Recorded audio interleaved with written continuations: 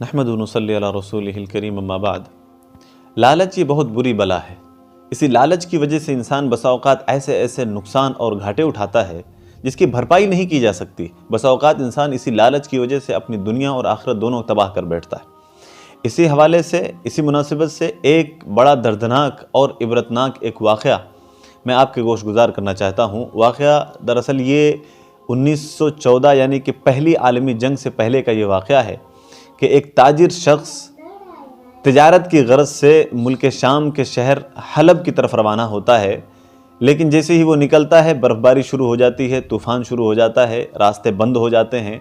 تو اس وقت وہاں پر یہ دستور تھا کہ آدمی ایسے مواقع پر کسی رشتہ دار یا کسی جان پہچان والے کے ہاں پناہ لیتا تھا، اور اگر کوئی جان پہچان کا یا کوئی رشتہ دار نہیں ہوتا تھا تو کسی اجنبی کے یہاں جا کر کے مہمان بن جاتا تھا۔ اور یہ دستور ایک زمانے تک چلتا رہا، اور بتایا جاتا ہے کہ آج بھی وہاں پر گاؤں اور قصبوں میں آج بھی یہ دستور جو ہے قائم ہے کہ کوئی بھی آ کر کے کسی کے یہاں مہمان بن سکتا ہے، اور مہمان کا یہ حق تصور کیا جاتا تھا کہ اس کے رہنے سہنے کا اور کھانے پینے کا انتظام کیا جائے، اس وجہ سے کہ وہاں پر اس وقت ایسے کوئی ہوٹل وغیرہ نہیں ہوا کرتے تھے کہ جس کی طرف لوگ رخ کرتے، تو جان پہچان والوں کے ہاں لوگ جا کر کے رات گزارتے تھے، یا اسی طرح سے کسی کے یہاں بھی مہمان بن جایا کرتے تھے۔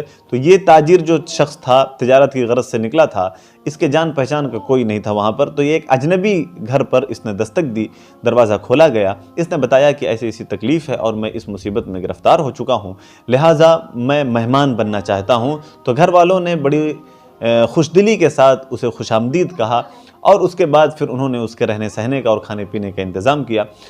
کھانا وانا کھانے کے بعد یہ لوگ بیٹھ کر کے باتیں کرنے لگے۔ اس درمیان یہ جو تاجر تھا، سادہ لوح انسان تھا، سیدھا سادہ شریف آدمی تھا، اس نے یہ بتایا کہ میں ایک خطیر رقم لے کر کے نکلا ہوں اور اسے تجارت میں لگانا چاہتا ہوں۔ پاس میں بیٹھی اس کی بیوی، مکان مالک کی جو بیوی تھی، وہ اس نے یہ سن لیا کہ اس کے پاس جو ہمارا مہمان ہے، اس کے پاس ایک اچھی خاصی رقم ہے۔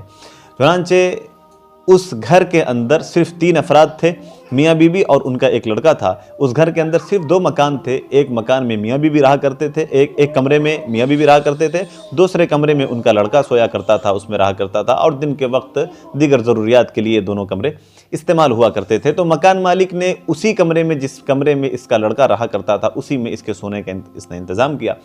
اس کے بعد رات بات چیت کرنے کے بعد مہمان کو سونے کا اس کا انتظام کیا گیا، مہمان اپنے بستر پر چلا گیا سونے، اور اس کے بعد پھر رات میں مکان مالکن جو تھی، یعنی کہ اس آدمی کی جو بیوی تھی، اس نے اپنے شوہر سے یہ کہا کہ آخر کب تک ہم یوں ہی غریب رہیں گے، اور ہمارے پاس ایک موقع ہاتھ لگا ہے، کیوں نہ ہم راتوں رات امیر ہو جائیں۔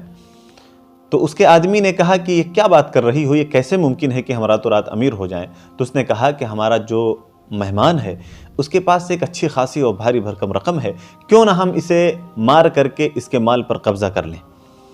تو شروع میں تو مکان مالک نے اسے منع کیا کہ یہ ہمارا مہمان ہے، اس کے ساتھ اس طرح کا ظلم کرنا یہ ایک وحشیانہ قدم ہوگا، ہم ایسا نہیں کر سکتے۔ لیکن بیوی کے برابر اصرار پر، اور شیطان بھی ایسے مواقع کی تلاش میں رہتا ہے، اس نے بھی زور لگایا، اور یہ بات اس کو جو مکان مالک تھا اس کو یہ بات سمجھ میں آ گئی کہ ہم راتوں رات امیر ہو سکتے ہیں، اس کو مار کر کے اس کی لاش ٹھکانے لگا سکتے ہیں۔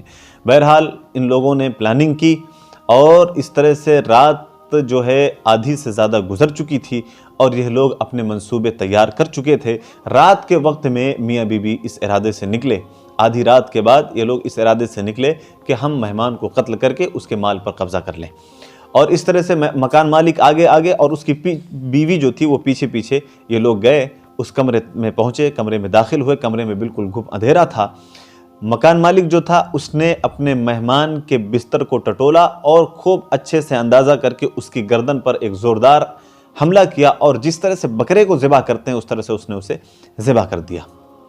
اور اس کے بعد جب ان لوگوں کو یقین ہو گیا کہ مکان مالک مر چکا، یہ مہمان مر چکا ہے، تو انہوں نے لاش کو ٹھکانے لگانے کے لیے ایک دوسرے کی مدد لی اور لاش کو کھینچ کر کے دروازے تک لائے۔ لیکن اس وقت ان کی آنکھیں پھٹی کی پھٹی رہ گئی جب انہوں نے بجلی کی کڑک میں جب روشنی ہوئی تو انہوں نے دیکھا کہ وہ لاش ان کے خود کے اپنے اکلوتے بیٹے کی تھی۔ انہوں نے زوردار چیخ ماری اور پھر گرے بے ہوش ہو گئے۔ ان کی چیخ سے وہ مہمان بھی بیدار ہو گیا اور آس پاس کے پڑوسی بھی جمع ہو گئے۔ اس کے بعد پھر پولیس کا عملہ بھی حاضر ہوا۔ اس کے بعد تفتیش میں یہ پتہ چلا کہ انہوں نے اپنے بیٹے کو قتل کر دیا ہے۔ معاملہ دراصل کھل کر کے یہ سامنے آیا کہ رات کے وقت جب یہ قتل کرنے کا منصوبہ بنا رہے تھے، اس وقت وہ مہمان اور ان کا لڑکا ایک ہی بستر پر بیٹھے باتیں کر رہے تھے۔ مہمان کے لیے جو بچھایا گیا تھا اسی بستر پر بیٹھے باتیں کر رہے تھے، اور بات کرتے کرتے اس مکان مالک کے لڑکے کو نیند کا غلبہ ہوا اور وہ اسی جگہ پر سو گیا۔ اور مہمان جو تھا وہ شخص چونکہ بڑا سیدھا اور شریف قسم کا آدمی تھا، اس نے اس لڑکے کو جگانا مناسب نہیں سمجھا، اس لیے وہ چپکے سے اٹھا اور اس لڑکے کے لیے جو بستر بچھایا گیا تھا اس جگہ پر جا کر کے سو گیا۔ اور مکان مالک رات میں جب اسے قتل کرنے کے ارادے سے نکلا تو اس کو یہ معلوم تھا، وہ یہ سوچ رہا تھا کہ جو بستر میں لگا کر کے مہمان کے لیے گیا تھا اسی پر وہ مہمان سویا ہوا ہے، اور اس نے اسی حساب سے اسے قتل کر دیا۔ لیکن بعد میں یہ پتہ چلا کہ یہ تو اسی کا لڑکا تھا جس کو ان لوگوں نے مہمان سمجھ کر کے قتل کر ڈالا ہے۔ اس کے بعد پھر صبح ہوئی۔ صبح میں محلے والوں نے اس لڑکے کو لے جا کر کے دفن کر دیا، اور پولیس کا عملہ ان دونوں کو لے جا کر کے سلاخوں کے پیچھے ڈھکیل دیا۔ میرے بھائیوں، یہ تو تھی دنیا کی سزا کہ انہیں سلاخوں کے پیچھے جانا پڑا، اور یہ جب تک زندہ رہے اپنی اولاد کے لیے کڑتے رہے، تکلیف میں رہے کہ انہوں نے اپنے ہاتھوں سے اپنے بچے کو، اپنے لڑکے کو قتل کر دیا۔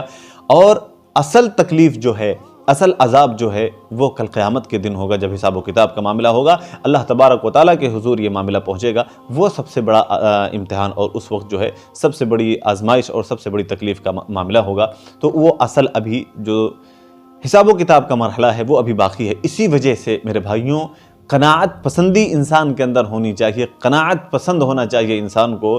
مسلم شریف کی روایت ہے، اللہ کے نبی جناب محمد رسول اللہ صلی اللہ علیہ وسلم نے ارشاد فرمایا کہ جو شخص اسلام قبول کرے اور برابر سرابر روزی دیا گیا اور پھر اس کو قناعت کی توفیق ملی تو وہ شخص کامیاب ہو گیا، وہ شخص کامیاب ہو گیا۔ قناعت کیا ہے؟ انسان جو کچھ اسے میسر ہو اسی پر راضی رہے، لالچ ولچ نہ کرے، بڑا حرص اور اس کے اندر یہ چیزیں نہ ہو، انسان اسی پر راضی رہے اور تقدیر پر اپنے راضی رہے۔ تو یہ چیز جس کو نواز دی جائے، یہ چیز جسے حاصل ہو جائے، وہ شخص کامیاب ہو گیا۔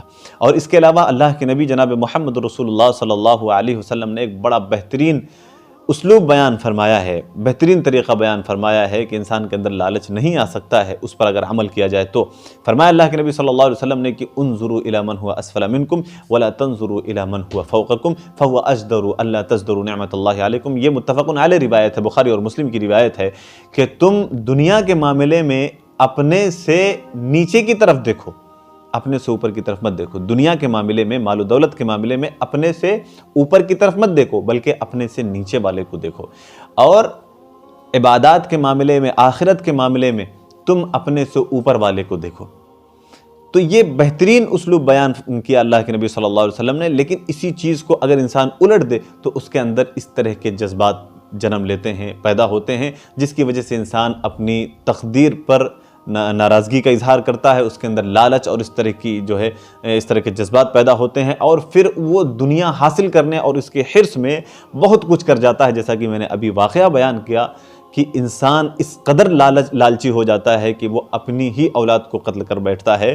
اور جیسے لالچ سے بچنا چاہیے اور قناعت پسندی کے لیے اللہ تبارک و تعالیٰ سے دعا کرتے رہنا چاہیے، اس سے توفیق مانگنا چاہیے کہ اللہ تبارک و تعالیٰ ہمیں قانع بنائے، قناعت پسند بنائے، اور اسی میں عافیت ہے، اسی میں جو ہے کامیابی ہے، جیسا کہ اللہ کے نبی صلی اللہ علیہ وسلم نے بیان فرمایا ہے۔ اللہ تبارک و تعالیٰ سے ہم بھی دعا گو ہیں کہ اللہ تبارک و تعالیٰ ہمیں بھی قناعت پسند بنائے، لالچ، حرص، ایسی تمام خصلتوں سے ہماری حفاظت فرمائے۔